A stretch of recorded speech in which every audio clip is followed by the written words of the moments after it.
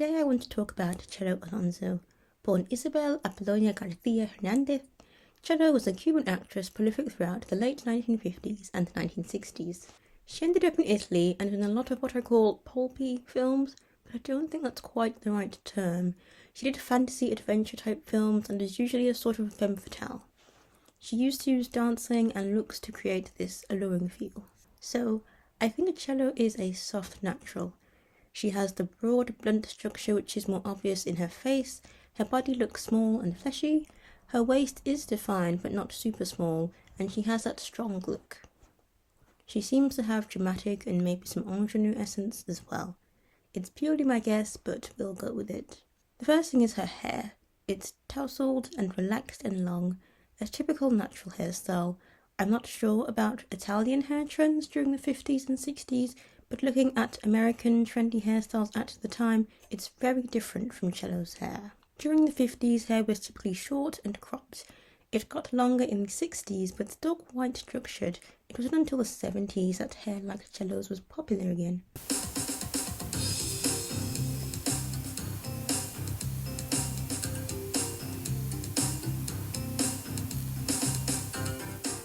The only picture I could find of her with 60s hair is this picture of her when she's a bit older. I think this hair, though bouffant, is too structured and the eye makeup looks separate from her bone structure. I think this look is a bit too mean. Next is her makeup. I think this is very soft natural makeup. The red lip is romantic and the makeup is subtle and follows her features. Again, compared to a more gamine style, eye makeup that complements her almond eyes I think suits her more. Sometimes she has a nude lip and goes more natural too.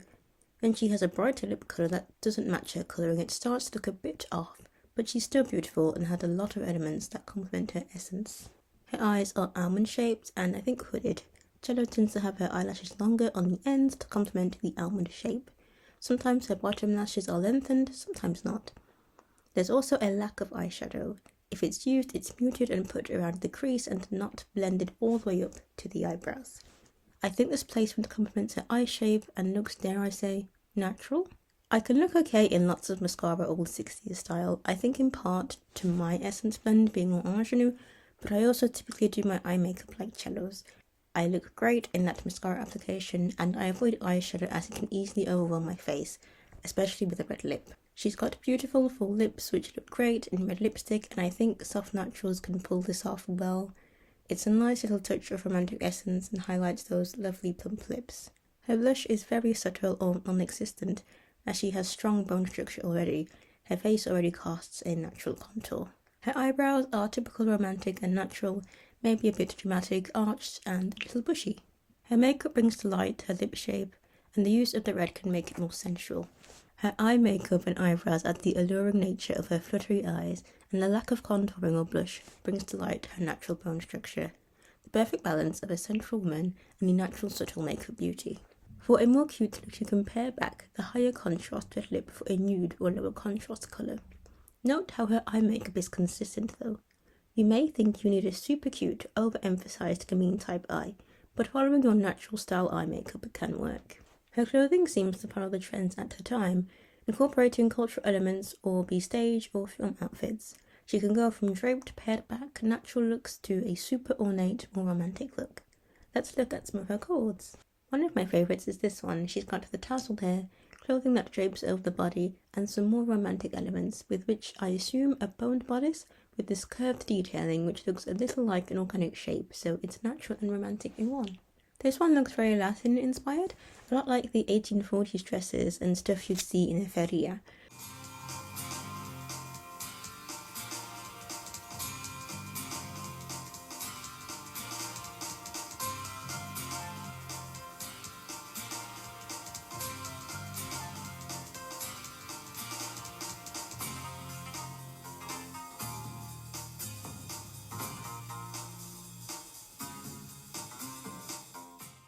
Again, draped loosely over the body, a big puff sleeve works well as a smaller one might not be able to handle the strength of her bone structure.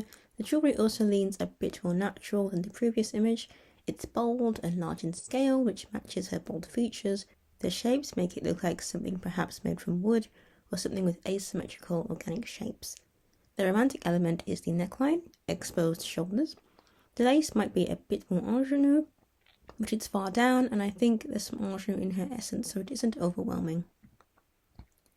Her hair is a bit more sleek, but I think there's some drama in her features, with the contrasting eye and hair colour, and the strong eyebrows and the cheekbones. She also has a lot of natural near her face with her jewellery, so it isn't as disconnected in look. I think this is the same outfit, with more natural hair and a big, slightly floppy hat with a feather, which is a thing in nature, and creates a lovely organic shape. I think this styling looks better. She also has a few sort of more gamine looks which don't look awful. The striped shirt is a low neckline and her hair is still tousled, so I think the more dynamic gamine pattern looks fine with the natural lines. In this image, the high neckline looks a little constricting, but honestly, she's still beautiful and looks great. From the images I found, her or her stylists knew she looked good in relaxed and sensual looks. This is another example of romantic with the defined waist and natural with the draping. I think an element of draping, some sort of skimming over the body, works well with her. This is probably the most romantic and dramatic look I have. It looks nice. I think the tousled hair and more natural looking makeup helps create the natural romantic blend. The high contrast colour of the clothes and the fishnets work well with her dark hair and eyes. I think not going too ornate and frivolous with the use of bold, fancy looking jewellery helps her not look too overwhelmed, as her outfit is devoid of natural essence. I really love these draped ornate looks they put her in. The draping, the low neckline, the very natural lines with a romantic ornateness on top works well. Sometimes her hair is more slick, but I think the clothing and probably some dramatic essence means she still looks great. Okay, so let's see what I can do with this info. Pretty simple. Tousled hair and the red lip and the top that matched my undertone. The neckline of my top is also fairly low. I'm also doing the 3/4 look at my cheekbone thing she does, as I intuitively realised it's flattering for my face shape. I was experimenting with styling on myself, and it's actually this image that spurred on my idea for this video. Top tip for my fellow olive muted warm type people, my red lip isn't actually a true red, it's a blue red. It looks more purple, a berry kind of colour, perhaps like a cherry. This can look more natural than a more scarlet red for my olivey type people out there. Here's me in a kurti or salwar kameez or chudidar kameez, I suppose, whatever you call it. This is a more natural outfit, relaxed fit, some draping. There is an ornate quality to the shiny decoration and ornate nature of South Asian clothing. My shoes are more dramatic, basically because I don't have many shoes and these go with most things. I think you can see my more playful ingenue nature here. Even with these dramatic looking narrow eyes and strong eyebrows, I think I still come across cute and friendly. I think it's interesting how just applying a red lip and a certain pose can completely change the vibe. I think a waist cincher and some eye makeup would elevate it to look more like a Chelo Alonso outfit. This is a more Y2K outfit. I think if Chelo was an actress of the early 2000s, you might have found her in an outfit like this. The corset top is romantic along with how the trousers skim the body, however they're not skin tight, so there's that natural feel. This I think is most faithful to Chelo's style. The jewellery is bold and ornate looking. I've also got a jade bangle. I'm cinched in a corset with the same previous top. That low neckline and draped skirt helps balance out the structured feel of the corset, but it's actually a piece of linen cloth I draped which suits the casual natural vibe even more.